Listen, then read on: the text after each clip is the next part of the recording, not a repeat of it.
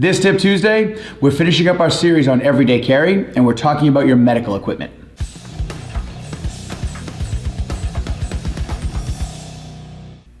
So far in our series on everyday carry, we've started off simple, talking about your wallet and your keys, and we've moved up the line to the more complex tools that you might choose to use in the name of self-defense. Now we're going to be talking about your medical supplies, and we're going to reference a little bit where you might stage them. So whether it's on your person, somewhere inside your home, your office, your vehicle, a backpack, those places where you're going to be able to get access to them depending upon what the situation is. So the type of medical supplies we're going to be talking about are what are known as trauma kits. The basic first aid kit, bandages, alcohol swabs, gloves, etc., etc. This stuff is great. Definitely keep these around. I tend to keep them in the vehicle. When I'm martial arts school, we go through tons of Band-Aids.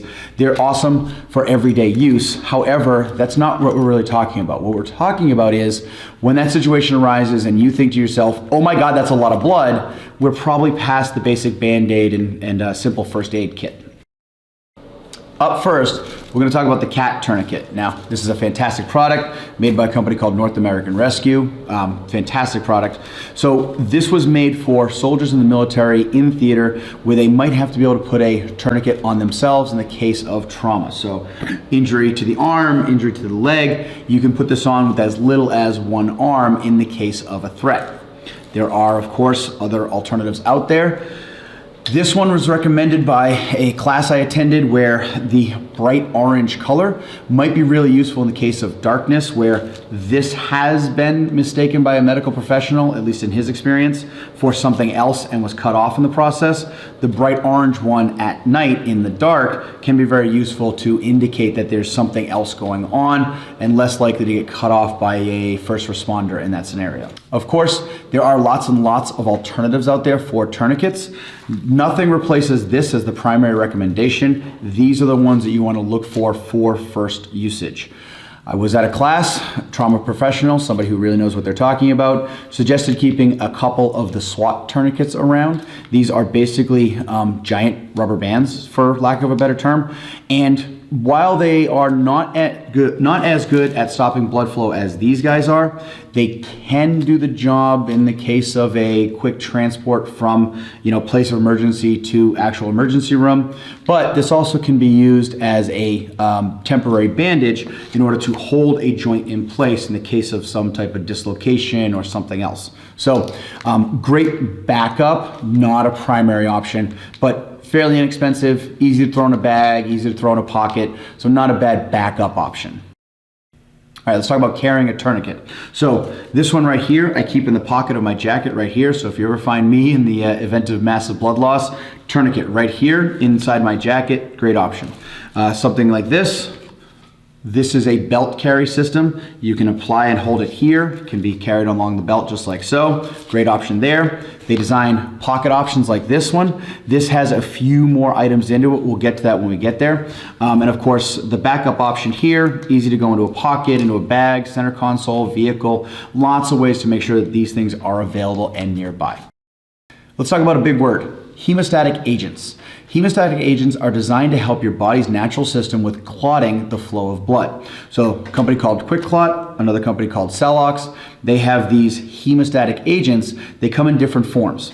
We have impregnated gauze, meaning this is a gauze that has the hemostatic agent in it that you can stuff into the wound, into the wound site. They have powders that can do the same thing. The big thing I'm going to recommend is go and look. Both of these companies have educational videos that show how the products work and how to best apply them. I know there's some blood there and that can be a little bit icky, but this is a great chance for you to get educated and to kind of get comfortable with what it is that you might be seeing in the case of trauma. Also available and strongly recommended is some sort of gauze. This is a battle dressing. The recommendation is get something like this so I have the ability to stop the blood flow and I'm not forced to use paper towels or an old t-shirt or something like that. You want something that is nice and clean and has never been applied or has never, have a different use to it. All right, let's talk about a chest seal. So this product right here, in the event of a puncture somewhere in the thorax, the idea here is in the event that I have a collapsed lung because air is getting in from the outside in a way it's not supposed to, I'm gonna sum this up for layman's terms. It's a giant bandage that has a hole in the middle that lets air out and doesn't let air in. That way, it will help the patient breathe and allow that air out of the chest cavity.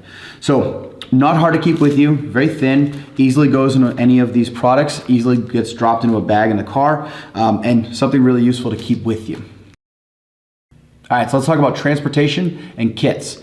This is a little trauma pack made by QuickClot, and the idea here is this is going to help you in the event that you have to apply first aid to a trauma victim. It has bandages, duct tape, gloves for the individual, gauze, the hemostatic agents, and this will help you in that situation, but it's lacking a tourniquet. So that was something you need to consider. Make sure any kit that you buy that's ready-made, make sure you address and look at what's in it.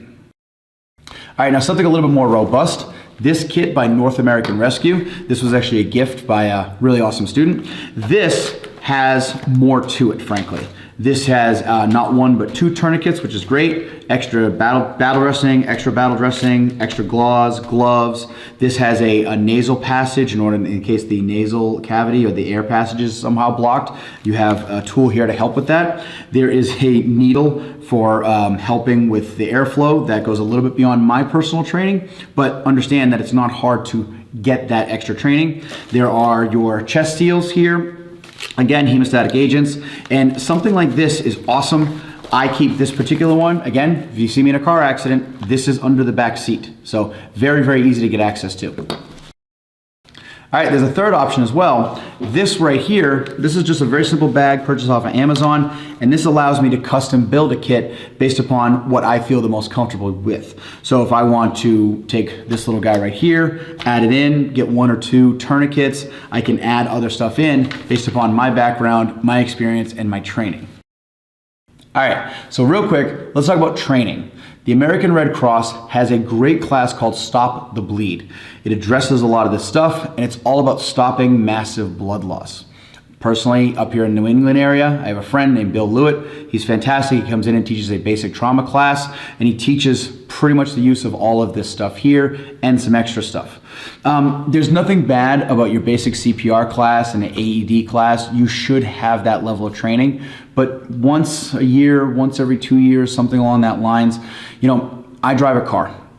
A lot of these classes are very popular in the shooting community, but frankly, we all drive vehicles, and if you drive a car, that is your quickest access to massive trauma to you or to someone else, and a lot of this material here can go a long way to stopping loss of life in the event of a car accident, falling off of a ladder, of course, you know, a knife wound or something along those lines. Now, of course, I'm gonna recommend you just go get trained. You know, I hate to say this, but we, as an American public, we tend not to get this type of training until horrible stuff happens. The last time we had that massive incident, the Las Vegas shooting, all of a sudden, every single person was asking me, oh, can we bring that guy in for the trauma class? And, you know, I'm glad that people want to get trained, but why is it that we don't get that training the rest of the time? So shame on us. This should be something that we should put as a priority, 12 months, 18 months, maybe every 24 months, you know, get this type of training, keep this material around, because you never know. You might save your own life, you might save a child's life, you might save a friend's life, you might save a stranger's life. But there's no harm in getting educated in any of this stuff, and it really shouldn't happen right after a mass shooting or mass trauma, you know, some sort of natural disaster. It should just be part of our everyday life. All right, so a little bit of a heavier video today, right? I know, guys, but it's important that we discuss this stuff. So in the comment section below, here's what I want to hear. How are you incorporating this into your everyday life? Do you have something like this in your jacket? Do you have a pocket, some sort of pocket carry? Have you stored one of these in your vehicle? What other options are out there that I might not have heard of yet? And if this video, if you found this useful, do me a favor, go ahead and click that like button down below. It really helps us with the social media gods. Please go get some training. Yes, watch YouTube videos for refreshers or maybe education on materials you didn't know existed. That's very useful, but find the time, make the commitment, get some training. And as always, guys, go make it a great day.